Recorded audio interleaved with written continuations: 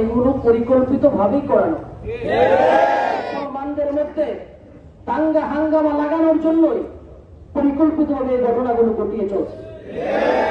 আজকের মঞ্চ থেকে, আজকের প্রতিবাদ সভা থেকে স্পষ্টভাবে ঘোষণা করতে চাই, আমরা গত বুধবার তাৎক্ষণিক প্রতিবাদ সভায় নেমে এসেছিলাম। আমরা সেদিন বলেছি ভারতের সাথে সকল প্রকার বাণিজ্যিক চুক্তি বন্ধ করতে হবে। ভারত যদি ক্ষমা না চায়, ভারতকে আমরা উপযুক্ত জবাব দেওয়ার জন্য প্রস্তুত রয়েছি। যে মানুষ নবী আলাইহিস সালাতু ওয়াস সালামকে নিয়ে কটূক্তি করবে, তার মধ্যে কোনো মানুষত্ববোধ বাকি নাই। বিশ্বনবী মুহাম্মদ রাসূলুল্লাহ সাল্লাল্লাহু আলাইহি ওয়াসাল্লামকে দুনিয়াতে প্রেরণ করা হয়েছে মানব জাতির জন্য রহমত স্বরূপ। আর বিশ্ব মানবতার সে রহমতে আলমকে নিয়ে যে কটূক্তি করবে, তার কোনো বংশীয় পরিচয় নাই, পরিচয় নাই, কোনো রাজনৈতিক পরিচয় নাই। আমরা তাকে এই পরিচয়ে পরিচিত করতে চাই, সে নবীর দুশমন। সুতরাং আমার নবীর দুশমনদের বিরুদ্ধে, নবীর দুশমনের বিরুদ্ধে আমাদের যা করতে হয় আমরা তাই করতে প্রস্তুত রয়েছি। আমার দ্বিতীয় কথা, 2013 সাল থেকে 24 সাল হেফাজতে ইসলামের ব্যানারে মাঠে ময়দানে যে দাবিগুলো নিয়ে আমরা সরব ছিলাম, এর মধ্যে অন্যতম একটা দাবি ছিল বাংলাদেশের নাস্তিক মুরতাদদের ফাঁসির ব্যবস্থা করা।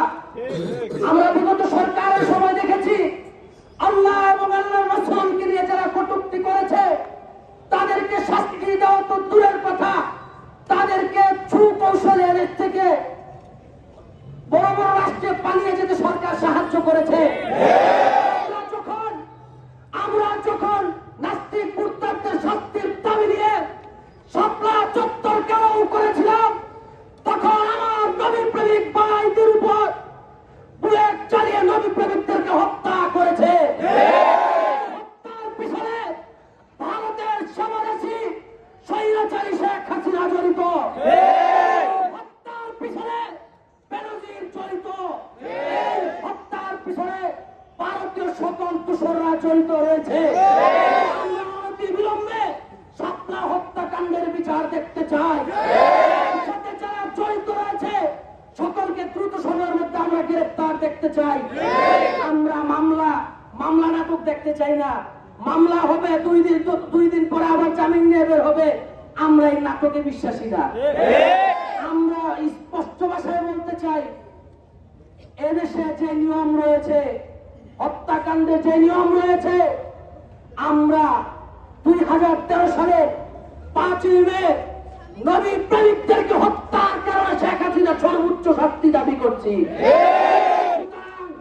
আমরা আমাদের প্রাণের দাবি বিশ্ব মানবতার মুক্তির দূত নবী আলাইহিস সালাতু ওয়াস সালামের বিরুদ্ধে যে সংগঠন, যে দেশ, যে রাষ্ট্র, যে নেতাই হোক, আমরা নবী আলাইহিস সালাতু ওয়াস সালামের বিষয়ে কোন নেতার চেহারা আমরা দেখব না।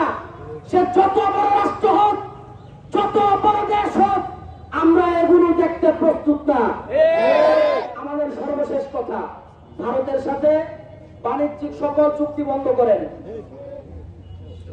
ওয়া আখিরু দাওয়ানা আলহামদুলিল্লাহ।